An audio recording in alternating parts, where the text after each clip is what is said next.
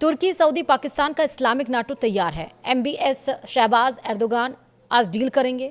नई तिकड़ी से किसे खतरा है? नमस्कार, आप देख रहे हैं न्यूज़ 18। मैं हूं आपके साथ श्रुति श्रीवास्तव।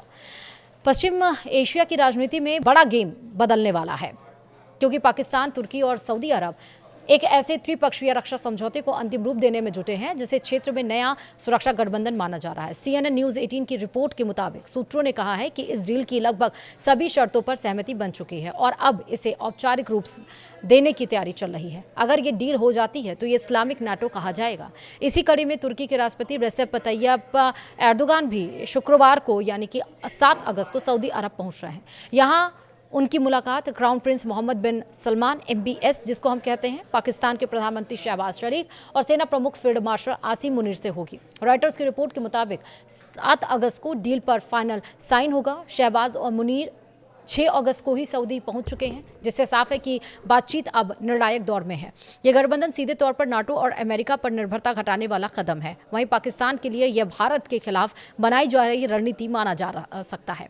इस संभावित गठजोड़ की खासियत यह है कि इसमें शामिल हर देश अपनी अलग रणनीति ताकत लेकर आ रहा है। सऊदी अरब आर्थिक संसाधन और क्षेत्रीय प्रभाव प्रदान करता है। तुर्की रक्षा तकनीक और ड्रोन क्षमताओं के लिए जाना जाता है, जबकि पाकिस्तान सैन्य अनुभव और ऑपरेशनल क्षमता के साथ इस गठबंधन को मजबूत बनाता है। इतना ही नहीं, इस ग्रुप की सबसे बड़ी ताकत पाकिस्तान ही है, जिसके पास परमाणु बम है। यानी यह सिर्फ एक समझौता नहीं, बल्कि 3 अलग अलग क्षमताओं को एक साथ जोड़कर एक समन्वित सुरक्षा ढांचा तैयार करने की कोशिश है।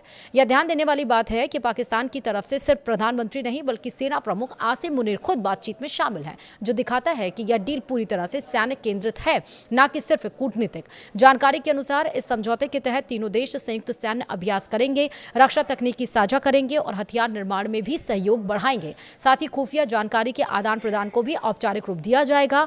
यह ढांचा पहले से मौजूद पाकिस्तान सऊदी रक्षा सहयोग को आगे बढ़ाते हुए अब तुर्की को भी इसमें शामिल करेगा, जिससे यह एक त्रिपक्षीय सुरक्षा तंत्र बन जाएगा।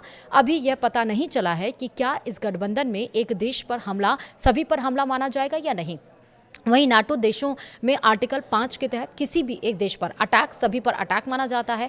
वहीं सऊदी पाकिस्तान के बीच भी पिछले साल हुआ समझौता भी कुछ ऐसा ही है। इस पूरे प्रयास के पीछे एक बड़ा मकसद यह भी माना जा रहा है कि ये देश अपनी सुरक्षा के लिए पश्चिमी देशों पर निर्भरता कम करना चाहते हैं। तुर्की की रक्षा तकनीकी, पाकिस्तान की आर्मी और सऊदी की आर्थिक ताकत मिलकर एक ऐसा मॉडल तैयार कर सकती है जो क्षेत्रीय स्तर पर खुद ही सुरक्षा जरूरतों को पूरा कर सके। फिलहाल वीडियो में इतना ही। नमस्कार।